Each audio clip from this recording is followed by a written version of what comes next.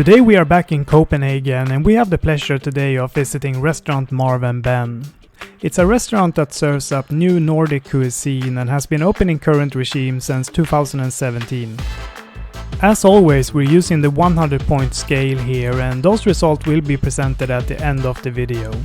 So please, together with me, sit back and enjoy while we together will review this restaurant and see if it really is worth a visit. The restaurant has 2 floors and the design of the dining room is very Danish and minimalistic, but it gives a very relaxed and nice feeling. Let's look into the menu, shall we? The menu has a 4 and 6 course menu to choose from, and there's also some a la carte options and extra toppings for your dishes. I went with the 6 course menu and I also added 3 different snacks to begin with.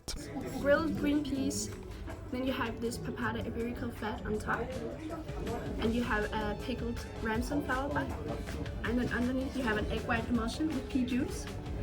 Then over here you have turnip with this dip made with whipped double creme fraise with pickled crown dill. And over here you have a crochet with the Danish cheese havgods made into a cream. It's a salty, usually a firm cheese, but here it's made into a nice cream. And then on top there is butter fried leeks and some pickled leek flowers and ham from Skagen in Denmark, which is cured for 24 months. All the snacks were of really good quality and the turnips were so fresh and crispy, but what really stood out for me was actually the peas, and walking up to my seat in the restaurant I went through the kitchen and saw that they were grilling them over open fire, and that really stood out in the flavor profile. They were so sweet and nice to eat, a real winner. Together with my meal I had an alcohol-free IPA which was called Hazy Lazy. Homemade sourdough bread, which we brushed with some smoked bone marrow, and to add some more crust and sort of umami for the bread, we brushed it with some smoked bone marrow. But other than that, Marv Ben means marrow and bone. As our server just mentioned, Marv Ben means actually marrow and bone, and on this rice sourdough bread, after they bake it, they brush it with some bone marrow, giving a really deep and nice flavor. The bread was warm and incredibly good to eat, and together with that was a high quality butter that was really easy to spread on. It's been first salted and slightly dried and then brined with a mixture to make a brown rice vinegar as well as some brown sugar. And then paired with that is some tomatoes. These are some Marzano tomatoes infused with pine oil, topped with pickled magnolia flowers as well as some coriander cress. And then the sauce is a light dashi made of bonito flakes, dried mushroom. This was the first dish now on the 6-course menu, and it looks absolutely beautiful here with some Marzano tomatoes, and you have the bigger chunks there of the mackerel and then the dashi that they pour tableside. The flavors here are really delicate, and I enjoy that they cut the mackerel in bigger pieces so you really get the sense out from them, and they're really delivering on that fatty flavor that is so common for a mackerel. And then you have the San Marzano tomatoes bringing some sweetness to the dish, and then you have that pine, which is maybe an unusual ingredient to use, but it brings a lot of nice complexity and additional flavors here. And bringing everything together, of course, is the dashi, which is very light and not so strong in soy here, so it really lets all the other ingredients speak out. It's been basted up with a nice amount of butter. With that, some grilled green asparagus we get from a nearby producer named Soren Buf. Those have been topped with some chickweed and marigold flowers. And then the sauce here is based off of classic blanquette sauce, but made with rich vegetable stock demi-glace and some nice olive oil. Enjoy. What an amazing color there on the fish that's been butter based in the kitchen, and that is actually not that easy to do. It requires a lot of attention and a lot of butter, of course. And then we have the nice asparagus spears there bringing some greenness to the plate, and I really like that the service staff here is pouring the sauces tableside. It makes a little bit of extra fee in there that I appreciate a lot. What really stands out for me in this dish is the sauce, and as the chef explained, it's a velouté type of a sauce made from a vegetable stock, and I'm wondering a little bit what type of vegetables that they have been using here, because it's so clean and deep in the flavor, which is quite hard actually to achieve with only vegetables. And then of course they've added some cream and, as he said, some olive oil in here, but it's absolutely not bitter.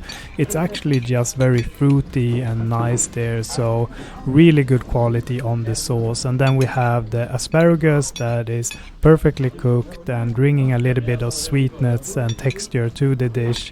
And then the fish is nicely cooked, but it's not standing out in any way here. It is the sauce that is the absolute star. Next up on the dishes was a potato and white asparagus dish with some dried whitefish, and here I actually ordered also some extra caviar topping, and that was Osietra caviar from Poland, and the price was 175 Danish crowns for 10 grams. For me, when I read this dish on the menu, I thought that this was actually the best dish to add the caviar on, but what it didn't tell from the menu was there was an additional ingredients here that was some kind of a French curry powder that they had mixed up in this dish. And for me, that was just the dominant flavor here, taking over the dish completely.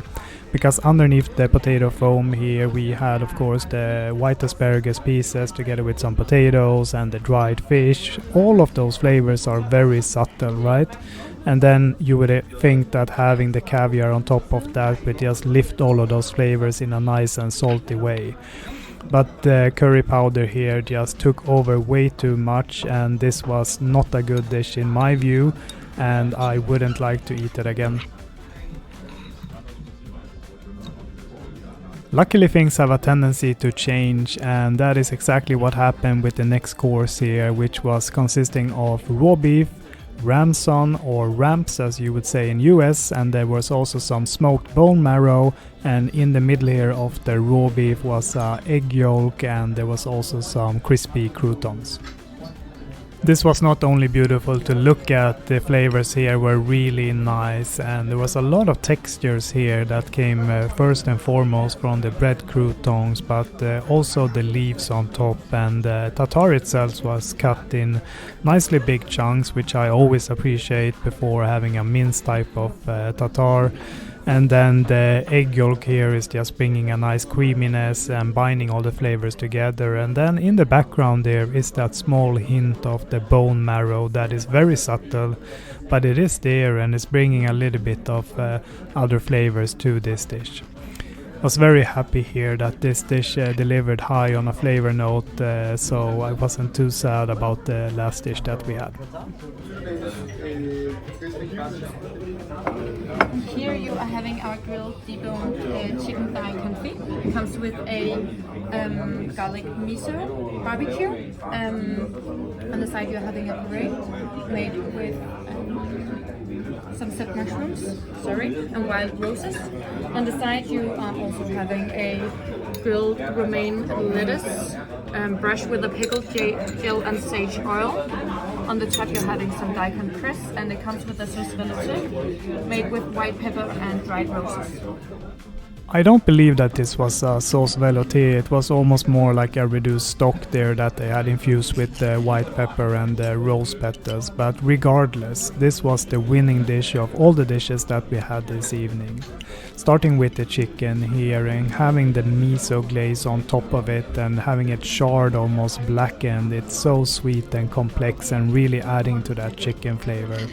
Next to that one we had the sept mushroom puree there with also some of the roses flavorings going on in that mixture. And then the Roman lettuce there that is looking a little bit simple but actually beautifully cooked, and vinaigrette that they had on it together with that sage was a really nice complexity and brought tones of that herbiness that was really interesting here. Everything worked in really good and strong harmony, and it was so enjoyable to eat this dish. Bottom is a mixture of some fermented rhubarb together with some poached rhubarb. It's been poached together with sumac and hibiscus. Then over that some salted oat crumbles, as well as a foam made of long pepper infused creme anglais. and then some rhubarb sorbet. Talk about a dessert that really looks simple, but there's a lot of hidden surprises in here. So starting with the rhubarb itself here, that it's both fermented, giving that funky flavor that is really different from when it's poached, and here it was poached together with some hibiscus and some sumac, so that is really having a more complicated flavor profile running through the rhubarb there in the bottom. And then in the middle layer, those salty crumbles, bringing in that saltiness in a sweet dessert, which is always a good idea according to me. And then the crème anglaise there that they had in a siphon foam, and having that flavor with some long pepper, again adding in some more complexity and then another flavor profile into the dessert. And just to cool everything off here, a straightforward rhubarb sorbet on the top. Really enjoyable to eat, a lot of surprises, and a really good ending to this meal. So summarizing my meal here at Marv Ben, I have to say that I am quite impressed here, and I think that the food quality was actually higher than when we were at Formel B a couple of weeks ago, so I'm gonna put the food rating here at 87 points. When it comes to the service, it's been friendly, attentive, and really explaining all the dishes in a detailed way, so I'm gonna put that point on 86. And ending here as always with the value, I think it's been a good quality of the dishes. The prices has been, as they always are in Denmark, a little bit high, but I think it's been good value, so I'm gonna place that point at 85. And with that said, that brings end to this episode from Copenhagen and Marv Ben's restaurant. So thank you for watching. If you like, please hit like and subscribe, and I'll see you next time. Bye bye.